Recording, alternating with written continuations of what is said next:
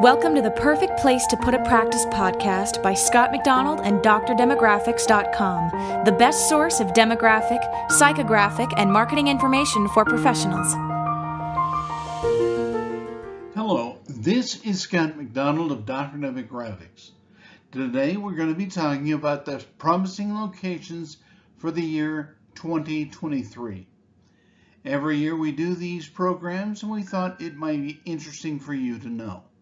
Please note that we recently sent out the places with the kiss of death for 2023. Now, the promising locations for 2023. I have had the good fortune of traveling extensively across the United States, and generally speaking, I have been impressed with the locations I have visited. True, they are different from each other and offer a great variety in their character. Some are thriving big cities with their own flavor, while others are smaller towns with a sense of their own perspective and history.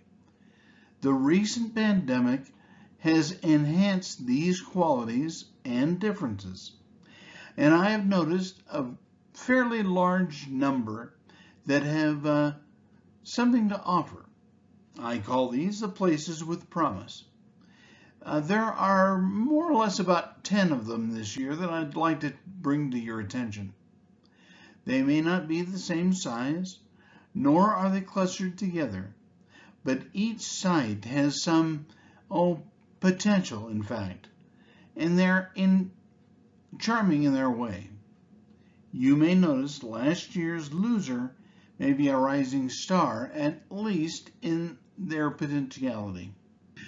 Now, the places with promise this year have certain factors in common that have not been before. For example, never has the cost of housing been such a factor as in a previous era. In short, places are affordable, more or less. I have listed them in rank of the happiness of the residents for the areas in terms of price. This does not mean that they are all inexpensive. The length of a doctor's commute, location from work for example, is really a unique issue as well. Homes in the United States are spread out, especially along economic lines. But instead of being favorable, they may also be a problem because they can be so close together. In other words, there is not as much clustering for good sites as there once was. Never has the cost of homes been such a factor as for professionals deciding where they want to live relative to the office sites. At no time have homes been so spread out based upon their value to the buyer in terms of happiness. The tradition has been that homes and office spaces are close together. That's the tradition. Now, at present, they seem to be moving apart, even in relatively small towns. I have listed the potential value of happiness of the rank of proximity of the residents. This does not mean that they are all inexpensive, and I'm going to emphasize that point. Housing and office space has become more expensive than ever before.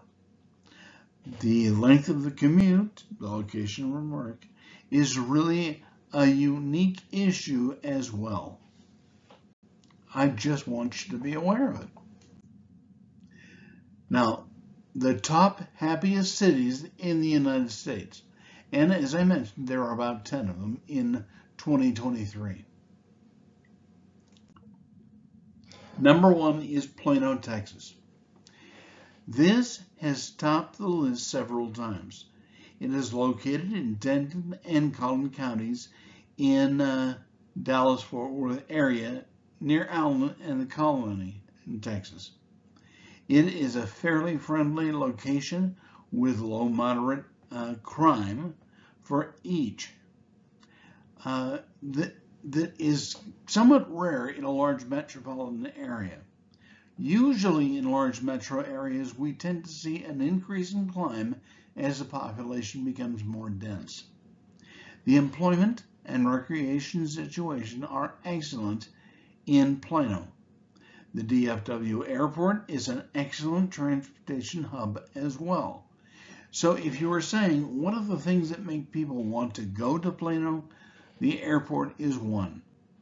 Employment in the area, recreation, and other factors are very positive as well. This is much to do here. There is much to do here. Recreation is excellent, and we strongly recommend the region. Now, I can't say that that's true everywhere, or even areas that are equally as densely populated. But I have seen that within Plano, some good things are going on.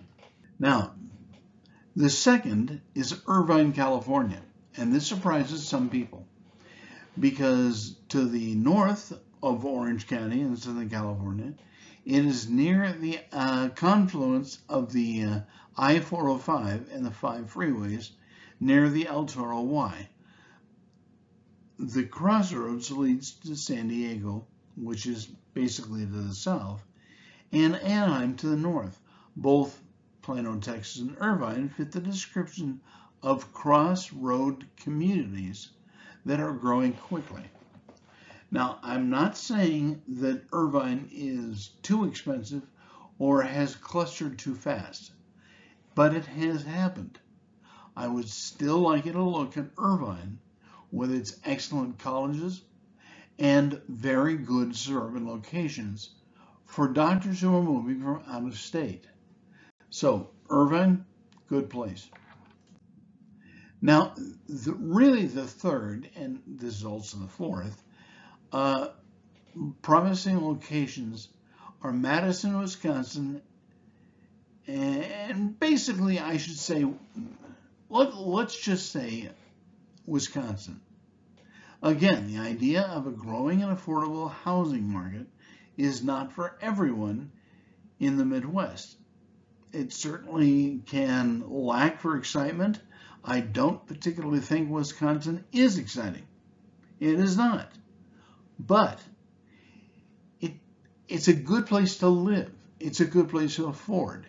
The price of housing, and remember this is north of Chicago, has some advantages like low crime and the potential for the residents in the area to find a happy home.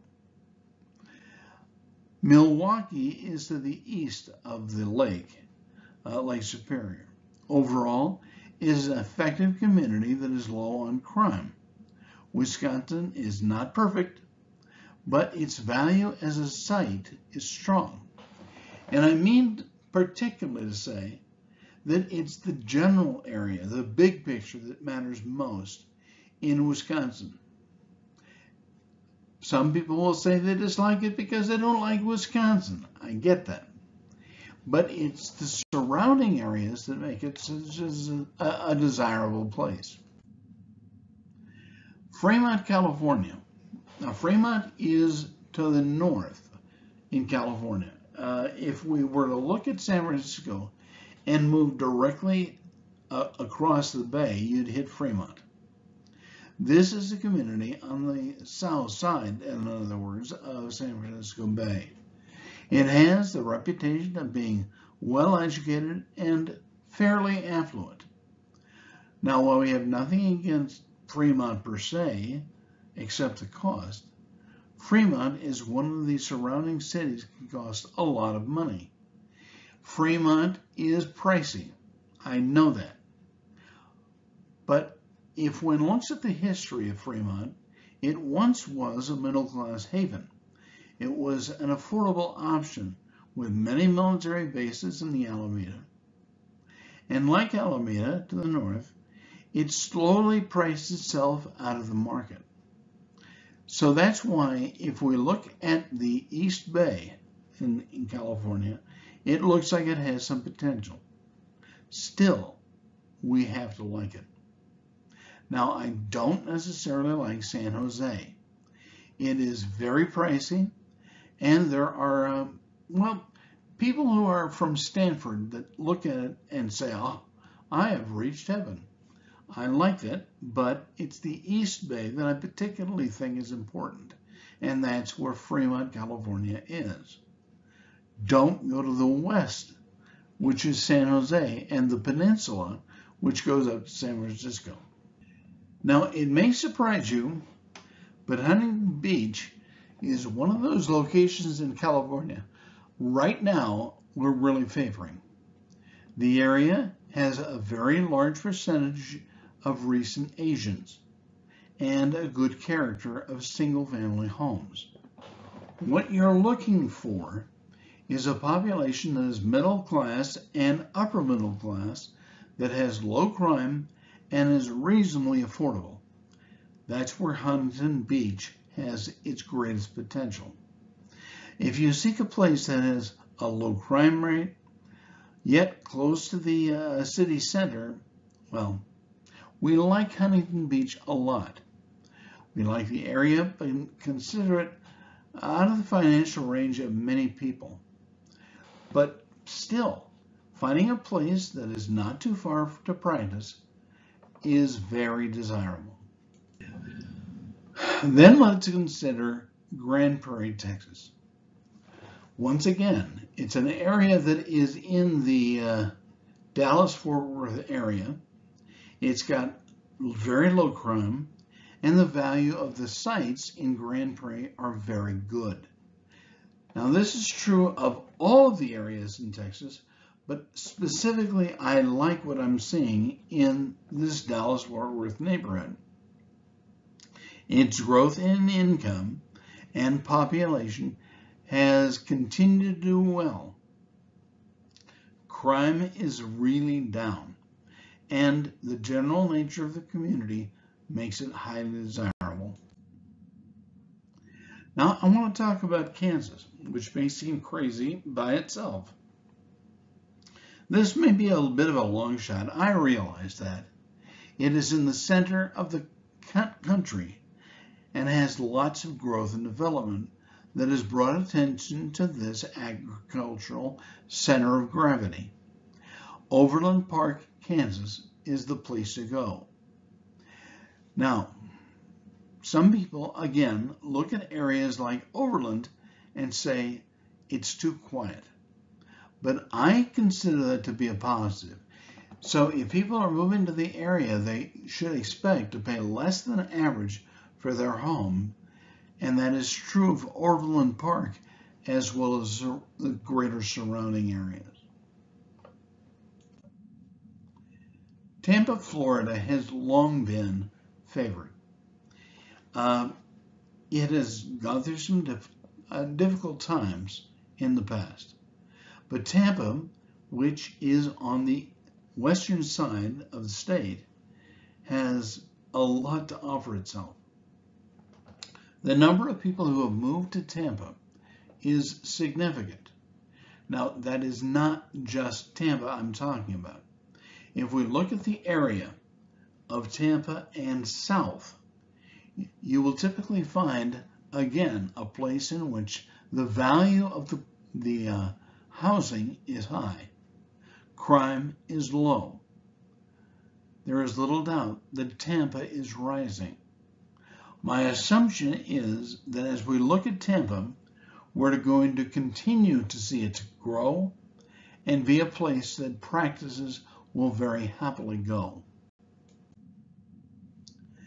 The last area that I want to consider that is an area of significant potential is Charleston, South Carolina. This is an affordable and growing part of the New South. It's along the coast of the South. Practices of all types are wise to consider its growth and diversity, which are gaining in ability and influence. Now, I want to say one thing real quick about Charleston. It is not Charleston just on the coast, but Greater Charleston, which includes the inland territories as well. Now, some people will look at Georgia and say, oh, I love Georgia. But it's really where you get to Charleston that things begin to happen. I like the Atlantic seaboard, and that's Southern Virginia south, for its potential and its ease in being available to doctors who want a practice in which to live as well as to work. And there you got Charleston. Now, the practice site viability report tells you not only how good the area is, but how much money you're potentially going to make there. The marketing report is about the kind of people that live there, and the state demographic report is an inexpensive way to compare these locations. There are many people who will say, I want to go to California, or I want to go to the Northeast. It's not as though I think the Northeast is bad or California is doomed. They're not. But if you want to find a place with a good value, and you're also looking for a place that has low crime, those are the areas to go to. Could you go to Alabama and Georgia? Look in parts of Texas or maybe New Mexico? Sure, you can do that. But I think you'd be most satisfied if you went to these areas with significant growth and hung on to those locations and developed them so that in the end, your investment in the practice location would be very strong. This is Scott McDonald of Dr. Demographics. I want to thank you for watching, and feel free to give us a call at any time if we can help you to find the perfect place to put a practice. Thanks so much.